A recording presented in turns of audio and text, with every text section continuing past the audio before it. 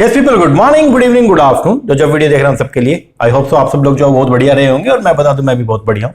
Guys, आज की class में हम लोग जो वो करने वाले हैं हमारा लीगल एस्पेक्ट ऑफ बिजनेस जो है उसके अंदर एक अपना चैप्टर नंबर 4 है जिसका नाम है इंडियन कंपनीज एक्ट 2013। उसको हम आज की क्लास के अंदर जो है स्टार्ट करेंगे। ओवरऑल मिलाकर के इसके ऊपर जो है 5 लेक्चर हम लोग जो वो लगाएंगे और 5 लेक्चर में पूरा का पूरा जो कंपनी एक्ट है इसको हम लोग जो है वो निपटाने वाले हैं।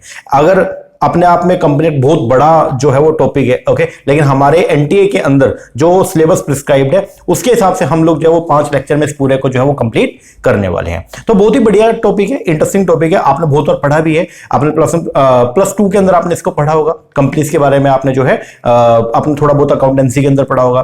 प्लस 1 में भी कंपनी का जो है वो थोड़ा बहुत जिक्र आया था, जो हम लोगों ने बिजनेस के अंदर आपने पढ़ा होगा। बिजनेस के अंदर फॉर्म ऑफ बिजनेस ऑर्गेनाइजेशन होते हैं, वहां पे भी हम लोगों ने कंपनी के बारे में पढ़ा कि कंपनी क्या होती है, कितने तरह की होती है, ये सब चीजें, ठीक है।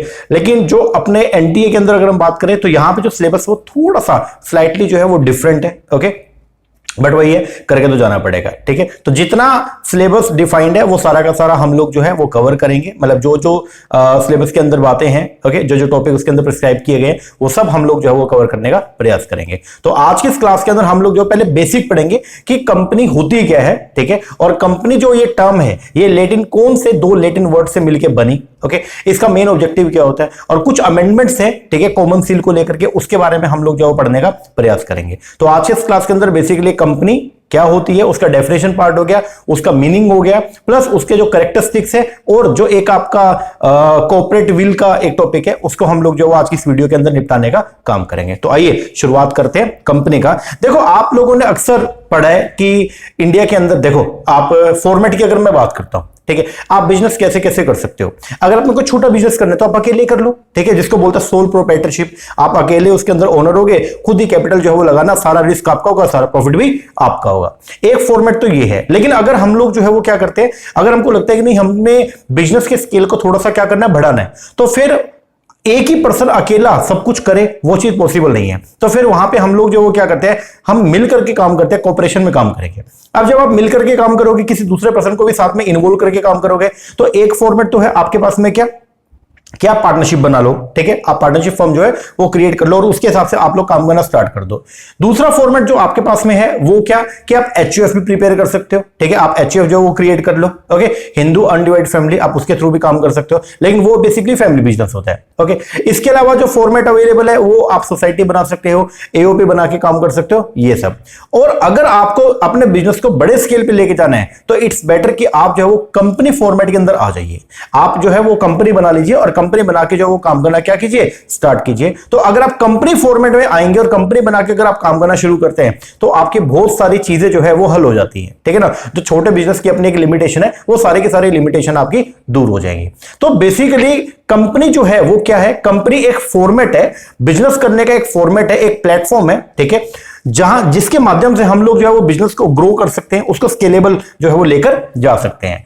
अब कंपनी की अगर बात करूं, जैसे कंपनी एक आपका आर्टिफिशियल पर्सन है, ठीक है, और कंपनी का जो ऑपरेशन है वो कैसे होता है, मतलब कंपनी, कोई भी कंपनी जो है वो गवर्न की जाती है अंडर कंपनी एक्ट 2013।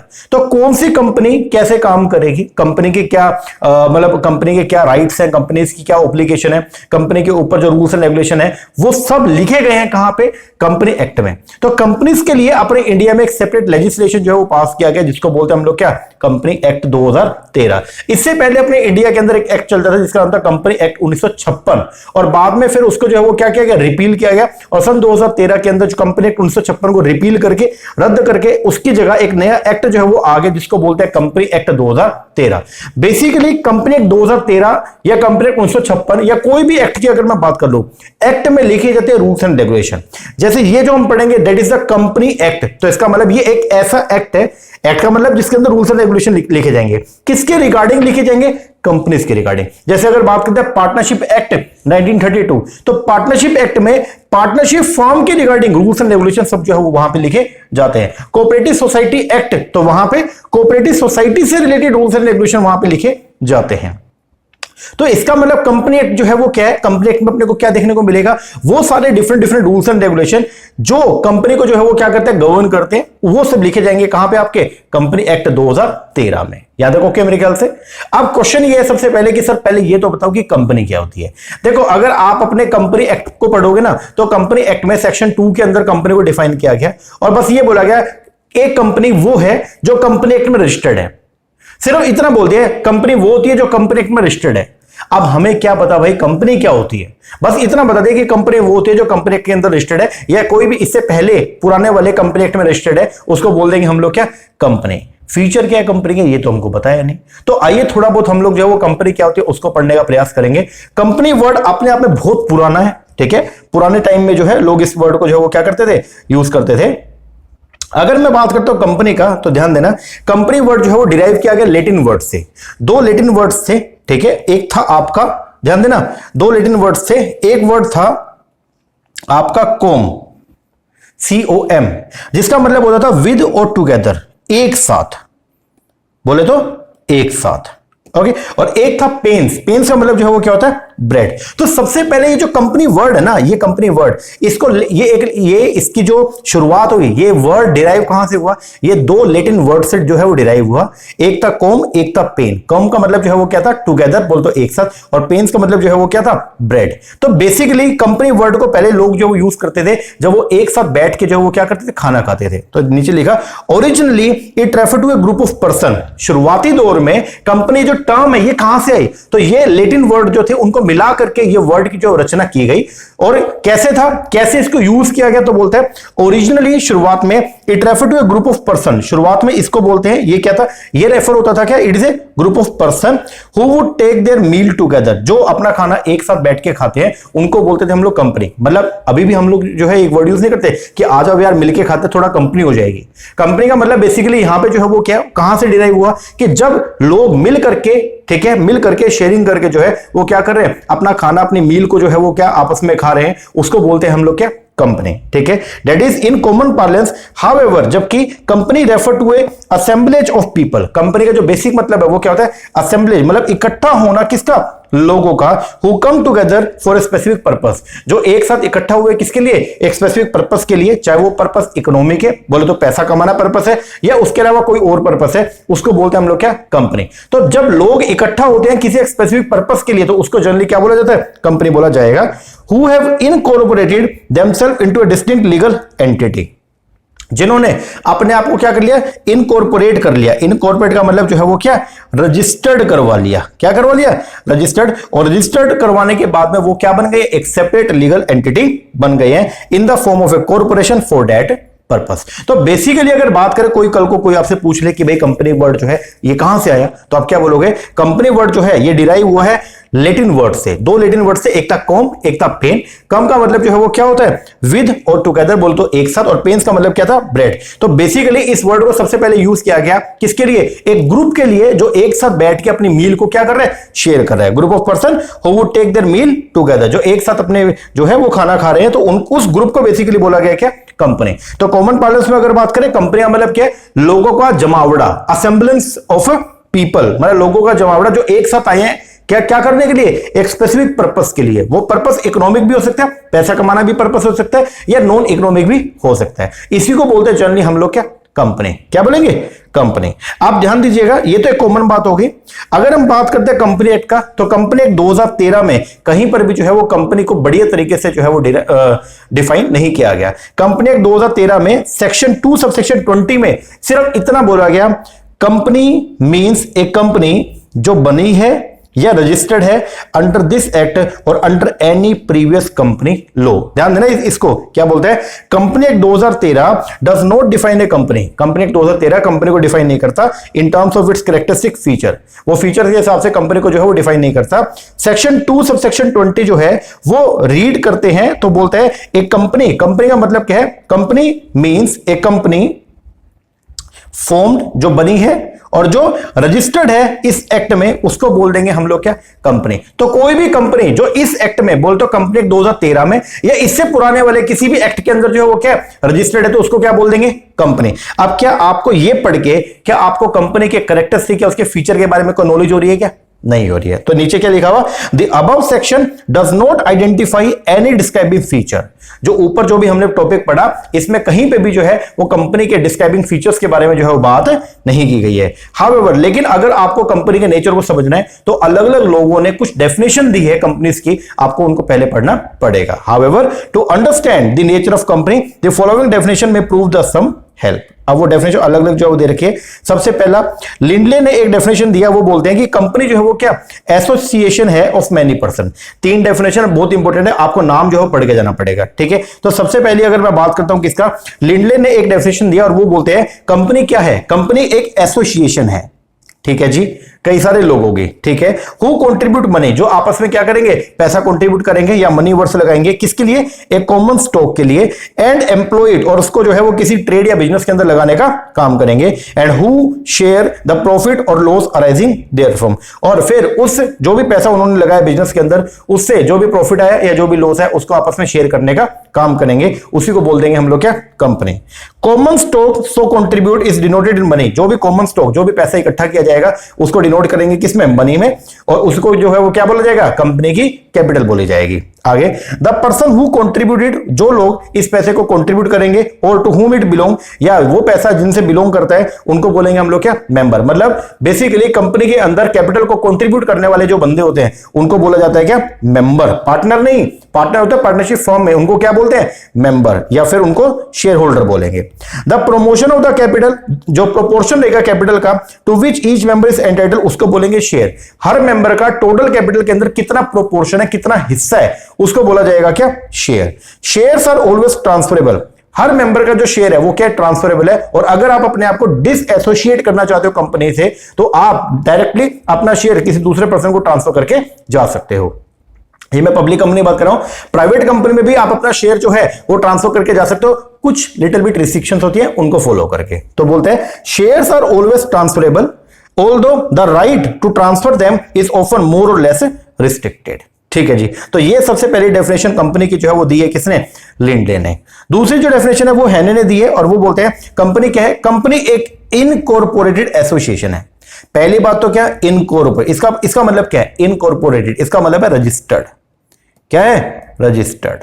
तो कंपनी एक रजिस्टर्ड एसोसिएशन है, जो एक आर्टिफिशियल पर्सन है which is created by law, having a separate entity, जिसकी एंटिटी जो है वो क्या, सेपरेट है। सेपरेट एंटिटी का मतलब कंपनी के मेंबर और कंपनी दोनों जो है वो क्या, अलग अलग हैं, दोनों के अलग अलग ट्रीट करेंगे with A परपीचुअल succession and A common seal. और उनका जो सक्सेशन है वो कैसा रहेगा, परपीचुअल रहेगा। परपीचुअल सक्सेशन का मतलब यह है कि मेंबर आएंगे, मेंबर जाएंगे, लेकिन कंपनी हमेशा चलती रहेगी। और कंपनी की अपनी क्या होगी, कॉमन सील होगी। कॉमन सील का मतलब जो है वो क्या होता है, ये कंपनी के साइन होते हैं, कंपनी का बेसिकली ऑफिशियल सिग्नेचर, उसको बोलते हैं कंपनी की कॉमन सील। इसमें कुछ अमेंडमेंट है, कंपनी एक्ट 2015 के अंदर जो है अमेंडमेंट किया गया, जिसके अंदर कॉमन सील को क्या कर दिया, ऑप्शनल। अभी पूरा का पूरा आगे पढ़ेंगे, ठीक है। तो हेने ने जो है वो डिफाइन किया कंपनी को, और वो क्या बोलते हैं, कंपनी क्या है, कंपनी एक इनकॉर्पोरेटेड एसोसिएशन है। इनकॉर्पोरेटेड मतलब रजिस्टर्ड, ठीक है जी, which is a artificial person, but natural company जो है वो कोई नेचुरल पर्सन तो है नहीं। क्या कोई इंडिविजुअल है क्या, नहीं। कंपनी क्या है, एक आर्टिफिशियल पर्सन है, जो आर्टिफिशियल पर्सन है। इसका मतलब कंपनी की जो शुरुआत है वो किसमें की गई, लॉ के अंडर की गई है। एक खास बताऊं, कंपनी की शुरुआत लॉ से की जाती है, और कंपनी को जो वाइंड अप है ना वो भी लॉ के अकॉर्डिंग होगा। इसका मतलब अगर कल को आपने कोई कंपनी बना ली, अगर आप उसको बंद करना चाहते हो ना, तो उसके भी कुछ प्रोविजंस हैं, लॉ में लिखे गए हैं, वो सारे प्रोविजन पहले फॉलो करने पड़ेंगे, तो ही आप अपनी कंपनी को बंद कर सकते हो, ठीक है। तो which is created by law, having a separate entity with A परपीचुअल succession and A common seal. इसके बाद मार्शल ने भी जो है वो डिफाइन किया कंपनी को, और मार्शल बोलते हैं कंपनी जो है वो क्या, एक पर्सन है, आर्टिफिशियल है, इनविजिबल है, इंटेंजिबल है, और ये एग्जिस्ट होती है सिर्फ लॉ की नजरों में, ठीक है ना। Being a mere marshal creature of law, it propose only those property which the charter of the creation confer upon it, either expressly or incidental to its very existence. तो बोलते हैं जो मार्शल है वो बस ये बोलते हैं कि वो प्रॉपर्टी जो कंपनी के चार्टर में लिखी गई है वही कंपनी के ऊपर जो है वो एप्लीकेबल होती है। मतलब कंपनी के वो सब कैरेक्टरिस्टिक, वो सब फीचर जो कंपनी के चार्टर में लिखे गए, बोले तो एमओए, ठीक है, या एओए, उनमें जो लिखे गए वही सब चीजें जो है वो कंपनी के ऊपर जो है वो एप्लीकेबल होती है। तो बेसिकली अलग अलग लोगों ने कंपनी को जो है वो क्या किया, डिफाइन किया। और जनरली हम भी ये बोलते हैं कंपनी जो है वो क्या, कंपनी एक एसोसिएशन है बहुत सारे लोगों का, जिसके अंदर अलग अलग लोग जो है वो क्या करेंगे, एक कॉमन स्टॉक जो है उसके अंदर जो है पैसा डालने का प्रयास करेंगे, पैसा डालेंगे, पैसा लेके आएंगे, बोलते उसी पैसे को हम क्या बोलेंगे, कैपिटल बोलेंगे। और वो जो कॉमन स्टॉक है उसमें हर पर्सन की अपनी एक हिस्सेदारी रहेगी, जिसको क्या बोला जाएगा, शेयर बोला जाएगा। ये जो एसोसिएशन होता है किसके लिए होता है, मतलब लोग आपस में मिलते हैं, मिल करके कॉमन स्टॉक में पैसा लगाते हैं। उसके पीछे का पर्पस क्या होता है, पर्पस होता है क्या करना, फॉर अर्निंग प्रॉफिट। ओके, तो ये है बेसिकली डेफिनेशन किसका, कंपनी का। ठीक है, definition as per the company act. और अगर कंपनी एक्ट की बात करते हैं तो कंपनी एक्ट में भी डिफाइन किया गया कंपनी को, और बोलता है सेक्शन 2 सबसेक्शन 20 में ये बोला गया, a company means a company incorporated under this act.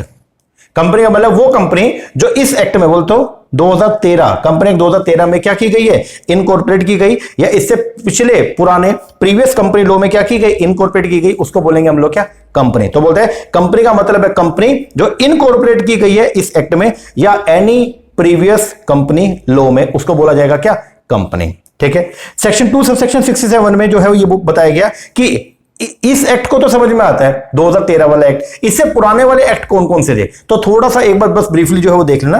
Previous company law का मतलब है कोई भी ऐसा लॉ जो नीचे स्पेसिफाई है। बोले तो शुरुआत कैसे हुआ, act relating to company in force before the Indian company act 1866, फिर इंडियन कंपनी एक्ट 1866, ठीक है, फिर इंडियन कंपनी एक्ट 1882 इसमें अमेंडमेंट हुआ, फिर इस एक्ट को दोबारा रिपील करके नया एक्ट आया 1913, फिर इसको रिपील करके जो है वो एक नया एक्ट आया registration of transport company ordinance 1942, फिर आया कंपनी एक्ट 1956, फिर आया कंपनी एक्ट 2013। ठीक है, तो कोई भी कंपनी जो कंपनी एक्ट 2013 में, ध्यान देना, कोई भी कंपनी जो कंपनी एक्ट 2013 में या इनमें से किसी भी एक्ट में क्या की गई है, रजिस्टर्ड की गई है, उसको बोल दिया जाएगा क्या, कंपनी। तो कोई भी कंपनी जो कंपनी एक्ट 2013 में या इनमें से किसी भी एक्ट में क्या की गई है, रजिस्टर्ड की गई है, उसको बोल दिया जाएगा क्या, कंपनी। क्या बोल देंगे, कंपनी। तो कंपनी बेसिकली क्या, एसोसिएशन है किसका, लोगों का, जिसके अंदर लोग मिल करके जो है एक कॉमन स्टॉक में जो है पैसा इन्वेस्ट करते हैं for the purpose of making money. Okay, और जो पैसा उनका लगेगा, जो प्रोपोर्शनल शेयर होगा, उसको बोला जाएगा शेयर। क्या बोला जाएगा, शेयर बोला जाएगा। आई होप आपको समझ में आ गया होगा थोड़ा बहुत। ठीक है, अब जो है मेन चीज है कंपनी के फीचर्स के बारे में पढ़ते हैं। आओ पढ़ना शुरू करेंगे। कैरेक्टरिस्टिक या फिर फीचर जो है कंपनी के वो क्या है, सबसे पहले नंबर पे आया आर्टिफिशियल पर्सन। कंपनी कोई नेचुरल पर्सन नहीं है, बोले तो कंपनी कोई इंडिविजुअल नहीं है, कंपनी कोई इंडिविजुअल पर्सन नहीं है। कंपनी क्या है, company is not a natural person, it is a artificial person. Company क्या है, एक आर्टिफिशियल पर्सन है, और कंपनी का जो एग्जिस्टेंस है वो कैसा आया, बाय ऑपरेशन ऑफ लॉ, कानून की वजह से कंपनी का जन्म हुआ। एग्जिस्टेंस का मतलब यहां पे जो है वो क्या, जन्म, बेसिकली क्या, जन्म। तो बोलते हैं कंपनी क्या, एक आर्टिफिशियल पर्सन है। एक company comes into existence by the operation of law, by the operation of law. तो बोलता है कंपनी जो है एग्जिस्टेंस के अंदर आई है कैसे, by the operation of law, मतलब कानून की वजह से कंपनी का क्या हुआ, जन्म हुआ। तो कंपनी जो है it's not a natural person, it's an artificial person. After incorporation, company का इनकॉर्पोरेशन होने के बाद में एक company is granted certain right. जब एक कंपनी रजिस्टर्ड हो जाएगी, कंपनी का जब इनकॉर्पोरेशन हो जाएगा, तो कंपनी को कुछ राइट और कुछ उसकी ऑब्लिगेशन जो है वो क्या की जाती है, ग्रांट की जाती है as that of a person. This company जो है वो क्या, एक आर्टिफिशियल पर्सन है। तो सबसे पहला कैरेक्टरिस्टिक कंपनी का आ गया, कंपनी जो है वो क्या, आर्टिफिशियल पर्सन है, it's not a natural person. Second is the separate legal entity. Company की जो एंटिटी है वो क्या, सेपरेट है। किससे, बोले तो कंपनी और कंपनी के शेयर होल्डर, बोल दो कंपनी के मालिक, दोनों जो है वो क्या, अलग अलग है। ठीक है ना, तो कंपनी की जो एंटिटी है, कंपनी की जो एंटिटी है, व्यक्तित्व कंपनी का, वो क्या, अपने मेंबर से क्या, अलग है। तो बोलता है कंपनी एक सेपरेट लीगल एंटिटी है और एक आर्टिफिशियल पर्सन है, known by its own name, जिसको उसके नाम से पुकारते हैं। Member can not in any way claim to be same as that of company. बोलता है member can not in any way, member किसी भी हाल में जो है वो उसको, मेंबर को और कंपनी को एक साथ जो है वो ट्रीट, मतलब सेम ट्रीट नहीं किया जाएगा। मेंबर और कंपनी दोनों जो है वो क्या, अलग अलग है। ठीक है, अपॉन रजिस्ट्रेशन, जब कंपनी का रजिस्ट्रेशन होता है तो ये जो एसोसिएशन ऑफ पर्सन है ये बन जाती है एक body corporate by the name content in the memorandum of association. और हर कंपनी का जो नाम है वो कहां लिखा होगा, एमओए में। आगे, एक कंपनी डिस्टिंक्ट है, अलग है और सेपरेट है किसके, किससे, अपने मेंबर से, जिन्होंने इस कंपनी को बनाया है। तो कंपनी को बनाने वाले और फिर कंपनी दोनों जो है वो क्या, कानून की नजरों में क्या, सेपरेट लीगल एंटिटी है। तीसरा, परपीचुअल सक्सेशन। परपीचुअल सक्सेशन का मतलब होता है मेंबर्स किसी भी पुराने मेंबर के छोड़ के जाने का, किसी भी कारण से उसकी डेथ हो गई या वो कंपनी के शेयर बेच के चला गया, या नए मेंबर के आने का, पुराने मेंबर के छोड़ के जाने का या नए मेंबर के आने का कंपनी की एग्जिस्टेंस पे कोई भी प्रभाव नहीं पड़ता। इसका मतलब क्या कि कंपनी जो है उसका क्या है, परपीचुअल सक्सेशन है, कंपनी लगातार चलती जाएगी। तो बोलते हैं एक कंपनी एक आर्टिफिशियल पर्सन है और उसकी सेपरेट लीगल एंटिटी है, हेंस डेथ, किसी भी पुराने मेंबर की डेथ होना, उसका इंसॉल्वेंट होना, उसका रिटायरमेंट होना होता member, does not affect the company, वो कंपनी को अफेक्ट नहीं करता। शेयर जो है कंपनी के वो क्या होते हैं, ट्रांसफरेबल होते हैं, हर कंपनी के शेयर क्या ट्रांसफरेबल होते हैं। बोले तो जो मेंबर है, जो शेयर होल्डर है, वो उसको कभी भी बेच के जा सकते हैं। मेंबर में change during the life time of the company, member लगातार जो है कंपनी की लाइफ टाइम में चेंज होते रहते हैं। हाउएवर, लेकिन that does not change the status of the company, member के आने का, मेंबर के जाने का कंपनी के लीगल स्टेटस के ऊपर कोई भी इंपैक्ट नहीं पड़ता। The company goes on for ever, company लगातार चलती रहेगी and continue to exist till it is wound up and dissolve, और लगातार चलती रहेगी। कब तक चलती रहेगी, जब तक वो डिसॉल्व नहीं होती है। तो कंपनी का क्या होता है, परपीचुअल सक्सेशन होता है। फोर्थ, सेपरेट प्रॉपर्टी, कंपनी की जो प्रॉपर्टी है वो क्या सेपरेट है। कोई भी शेयर होल्डर जो है, शेयर होल्डर वैसे कंपनी के मालिक ट्रीट करते हैं, लेकिन कोई भी शेयर होल्डर ये नहीं बोलेगा कि ये कंपनी की जो एसेट है ये मेरी है। बोले तो कंपनी की जो प्रॉपर्टी है वो कंपनी की ही प्रॉपर्टी है, उस पर शेयर होल्डर का कोई भी अधिकार नहीं होता है। तो बोलते हैं in the eyes of law the share holder of a company are not part owner of the undertaking. इसका मतलब द कंपनी एक सेपरेट एंटिटी है, इट इज एंटाइटल, कंपनी एक सेपरेट एंटिटी है और कंपनी के पास में राइट है कि वो अपने नाम से प्रॉपर्टी को होल्ड कर सकते हैं, उसको बाय कर सकती है। Company being a separate entity is entitle to hold property in its own name. Member जो है कंपनी के can not claim ownership of the company property, जो मेंबर है कंपनी के वो कभी भी ओनरशिप को क्लेम नहीं कर सकते कंपनी की प्रॉपर्टी के ऊपर। मतलब कोई भी मेंबर जो है कंपनी की प्रॉपर्टी को अपनी प्रॉपर्टी नहीं बता सकता। Dealing by or with the company are carry out in its own name, company से जब कभी भी आप डीलिंग करोगे तो शेयर होल्डर के नाम पे डीलिंग नहीं होगी बल्कि कंपनी के नाम पे डीलिंग की जाएगी and not as the collective agent of its share holder. तो कंपनी की जो प्रॉपर्टी है वो शेयर होल्डर की प्रॉपर्टी नहीं होती है। आगे कॉमन सील, देखो अगर आपने कल को आपने जो है वो एंटीनेट का फॉर्म भरोगे या आप एचपीएससी का कोई भी जॉब का जब आप फॉर्म भरोगे तो उसके लास्ट में डिस्क्लेमर आपको देना होता है, जिसके अंदर आप बेसिकली अंडरटेकिंग करते हो कि जो भी मैंने इंफॉर्मेशन आपको प्रोवाइड करी है वो क्या ट्रू एंड फेयर है, और उसके लिए क्या करना होता है, आपको साइन करना होता है या नहीं होता। तो आप तो नेचुरल पर्सन हो तो आप तो साइन कर सकते हो, बट कंपनी जो है वो क्या आर्टिफिशियल पर्सन है, तो कंपनी कैसे साइन करे। तो बेसिकली कंपनी के सिग्नेचर के लिए जो है हम लोग यूज करते हैं कॉमन सील को। बेसिकली ये जो है वो क्या होती है, कॉमन सील की अगर बात करें तो कॉमन सील कंपनी के सिग्नेचर के तौर पर काम करती है। ठीक है, तो कंपनी की जो सिग्नेचर है उसी को बोलते हैं हम लोग क्या, कॉमन सील। क्या बोलेंगे उसको, कॉमन सील। तो इसका मतलब यह है जब कभी भी कहीं पे कंपनी ने अगर साइन करना है तो वहां पे कंपनी की कॉमन सील एक ठप्पा जो है वो लगा दिया जाएगा, उसी को बोलते हैं हम लोग क्या, कॉमन सील। और वो अगर कॉमन सील लग गया तो ये मान लिया जाएगा कि साइन हो चुके हैं। ओके, पढ़ते हैं कॉमन सील। पहले तो ऊपर मैंने कुछ लिखा, कॉमन सील क्या, signature of a company is known as a common seal.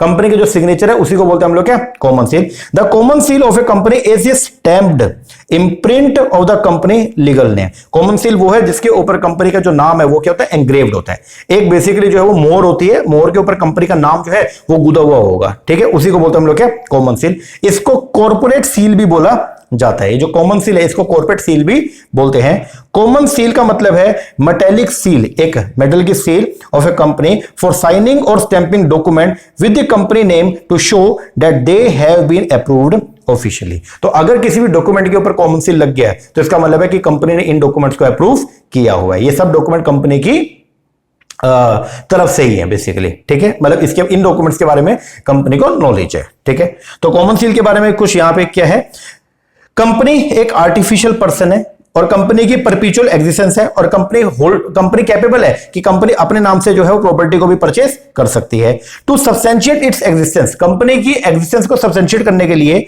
और पावर प्रोवाइड करने के लिए कि कंपनी अपने नाम पे प्रॉपर्टी को ले। अब देखो अगर आप किसी भी प्रॉपर्टी को परचेस करोगे तो आपको क्या करना पड़ेगा, साइन करना पड़ेगा। और कंपनी को अगर आपने राइट दिया कि तुम प्रॉपर्टी परचेस कर सकते हो तो कंपनी को आपको राइट देना पड़ेगा साइन करने का भी। और कंपनी क्योंकि एक आर्टिफिशियल पर्सन है तो हाथ से साइन तो नहीं कर सकती, तो फिर क्या है, तो इसीलिए इसके लिए जो है वो इंट्रोडक्शन इंट्रोडक्शन किया गया किसका, कॉमन सील का। तो बोलते हैं it has to sign on document deed etcetera. अगर किसी भी कंपनी को अपनी प्रॉपर्टी होल्ड परचेज करनी है, अपने नाम से प्रॉपर्टी लेनी है, तो उसको क्या करना पड़ेगा, साइन करना पड़ेगा डॉक्यूमेंट्स पे, डीड पे, etcetera. Since the company can not sign like natural person, तो इसीलिए वहां पे कॉमन सील का यूज किया जाता है। कॉमन सील एक ऑफिशियल सिग्नेचर होता है कंपनी का, कॉमन, और उसके ऊपर कंपनी का जो नाम है वो क्या होता है, एनग्रेव्ड होता है, बोले तो गुथा हुआ होता है। ठीक है।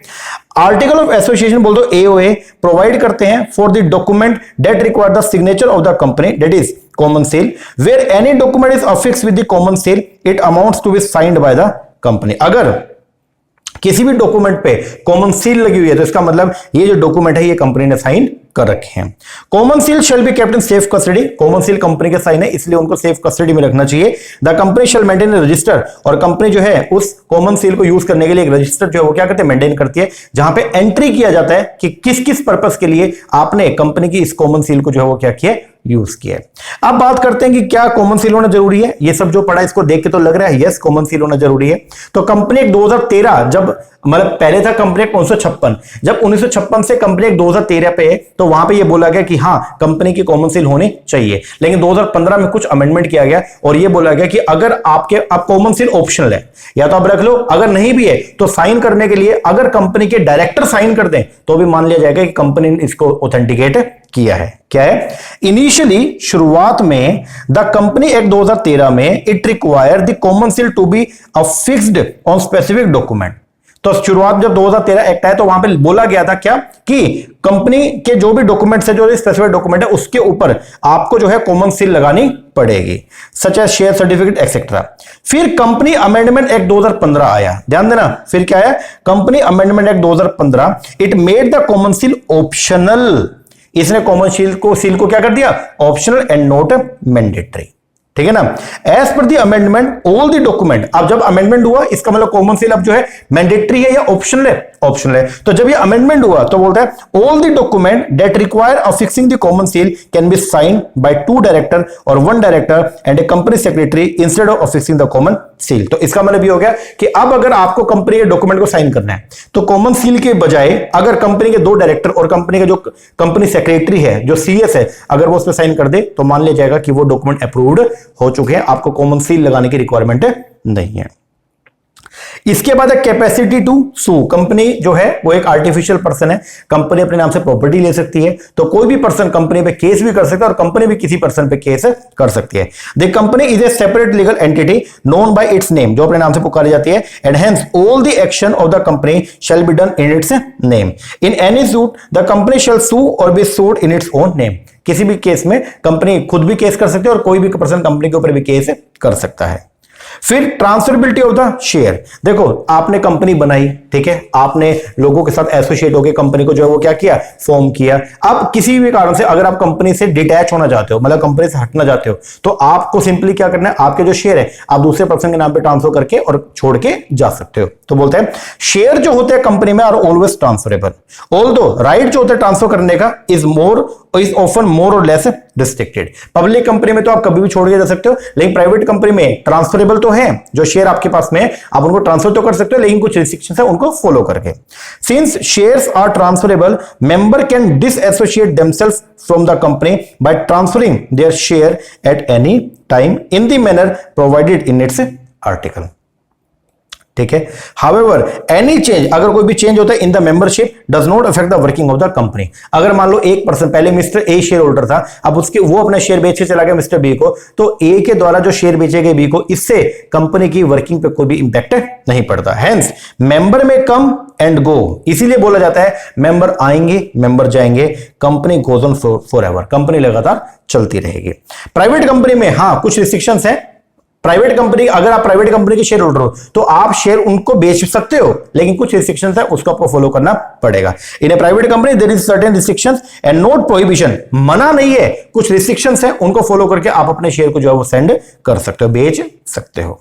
फिर मैनेजमेंट, कंपनी की जो मैनेजमेंट है वो कौन करता है? क्या कंपनी के शेयर होल्डर ही कंपनी को मैनेज करने का काम करते हैं? नहीं, ऐसा नहीं है। तो बोलते हैं बोर्ड ऑफ डायरेक्टर, कंपनी को जो मैनेज करते हैं वो कौन करता है? बोर्ड। एक पूरा का पूरा बोर्ड रहेगा, उसमें कुछ डायरेक्टर्स होंगे, वो कंपनी को मैनेज करने का काम करते हैं। तो बोलते हैं the board of director is the elected representative body है शेयर होल्डर के ऑफ द कंपनी, एंड ये मैनेज करते हैं अफेयर्स ऑफ द कंपनी। तो कंपनी का काम ये बोर्ड संभालता है। हर शेयर होल्डर या हर member does not participate in the day to day affair of working and administration of the company. अगर आपके पास में रिलायंस कंपनी का कोई एक शेयर है मान लो, तो इसका मतलब ये नहीं है कि अब आप रिलायंस कंपनी में जाके बैठ जाओगे और आपको वहां पे शेयर मिल जाएगी और आप बोलोगे कि मैं बताऊंगा कि काम कैसे करना है। ऐसा नहीं होता। कंपनी का जो संचालन है, कंपनी की जो मैनेजमेंट है, वो कौन करता है? कंपनी का बोर्ड करता है।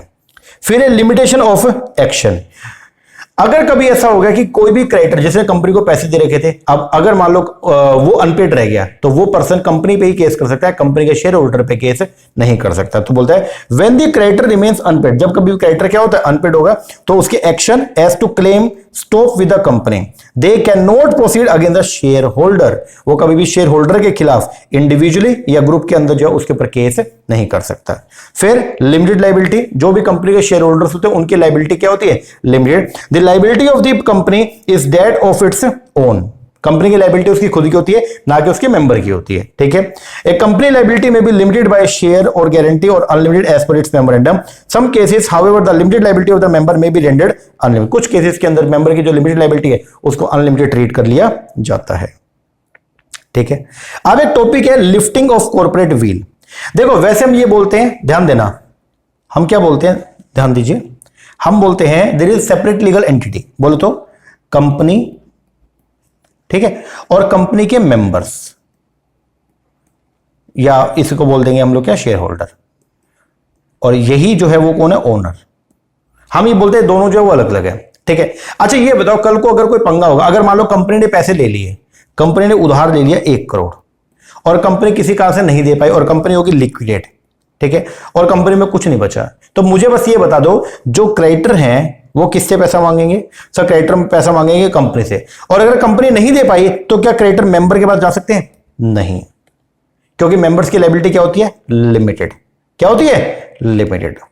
समझ में आया क्या? बोलो जी। अब अगर ऐसा है तो क्या ऐसा हो सकता है, मुझे ये बताओ, क्या क्रेडिटर ने 1 करोड़ रुपए कंपनी से लेने थे और कंपनी बोली कि भाई मेरे पास तो पैसे हैं नहीं, और कंपनी होगी दिवालिया, कंपनी क्या होगी?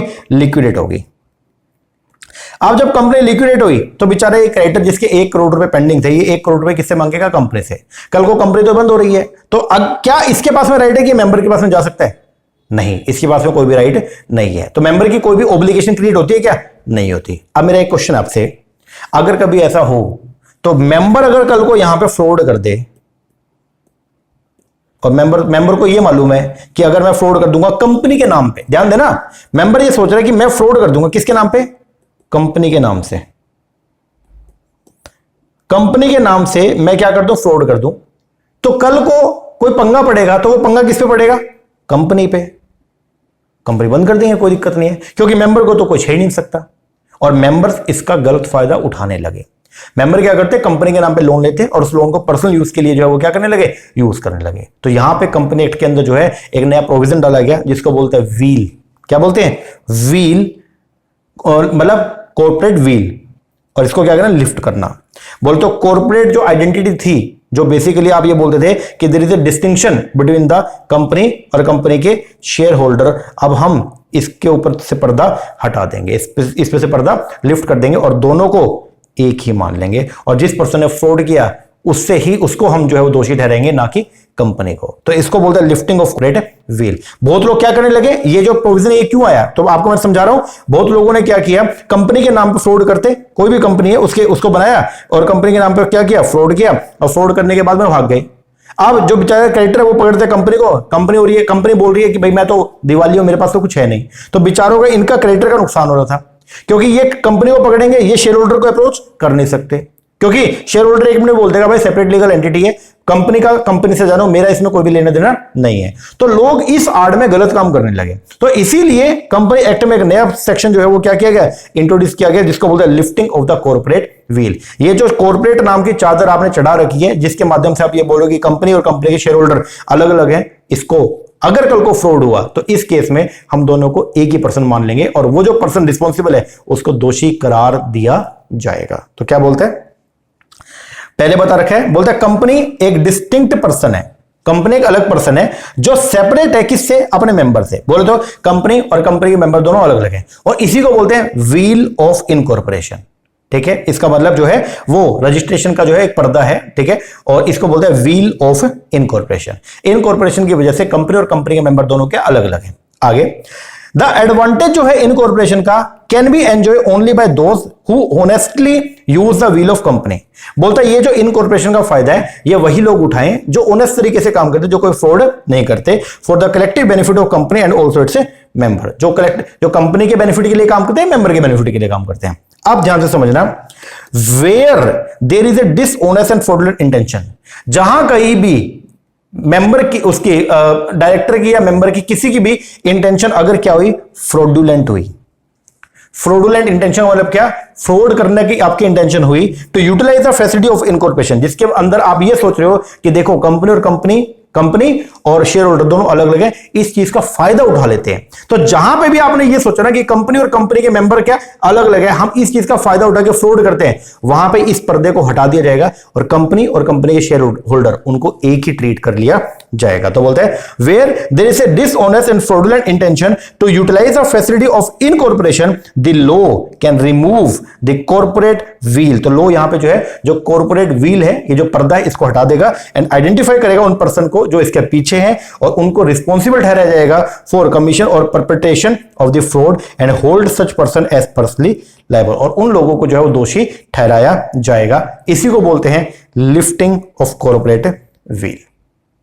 आई होप आपको समझ में आ गया होगा इसके पीछे का इंटेंशन क्या था। तो इंटेंशन ये था, बहुत लोग जो फ्रॉड करने लगे कंपनी के नाम पे और खुद बच जाते थे, तो बाद में ये एक प्रोविजन इनकॉर्पोरेट किया गया और जिसके अंदर ये बोला गया कि कल को अगर कोई भी पर्सन ऐसा फ्रॉड करता हुआ पकड़ा गया और हमको पता चला कि उस पर्सन ने जो ऑपरेशंस किए हैं वो जानबूझ के किए फ्रॉडुलेंट पर्पस के लिए, तो उस केस में ये जो एक पर्दा था कि कंपनी और कंपनी के मेंबर अलग अलग है, इसको हटा दिया जाएगा और जो रिस्पॉन्सिबल पर्सन है उसको दोषी करार दिया जाएगा। इसी को बोलते हैं lifting of corporate veil. Okay, बोलो जी सर। ये था कुछ बेसिक बातें जो हमने आज जो है वो पढ़ी हैं कंपनी एक्ट के बारे में। कंपनी एक्ट के बारे में हमने पढ़ा, कंपनी क्या होती है, ठीक है, शुरुआत कैसे हुई, कॉम और पेन से, ओके, वो हमने पढ़ लिया। फिर हमने देखा कि कंपनी एक्ट में कंपनी को डिफाइन किया गया, लेकिन उसके अंदर सिर्फ ये बोला गया कंपनी वो है जो कंपनी एक्ट 2013 में या इससे पुराने किसी भी एक्ट में क्या रजिस्टर्ड है, ठीक है, बस इतना बोला गया।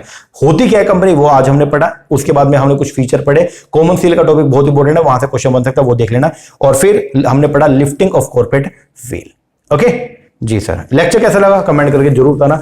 अच्छा लगा अच्छा कमेंट कीजिएगा, कोई कमी लगी है वो भी बताना। बाकी हम लोगों ने जो है HPSC के लिए भी और एंटी नेट का जो दिसंबर 2024 में पेपर होना है उसके लिए भी ऑनलाइन बैच स्टार्ट कर दिया। तो अगर आप इंटरेस्टेड है, नीचे नंबर है, इस पर कॉल करके या व्हाट्सएप करके आप लोग कोर्सेज का इंक्वायरी कर सकते हैं।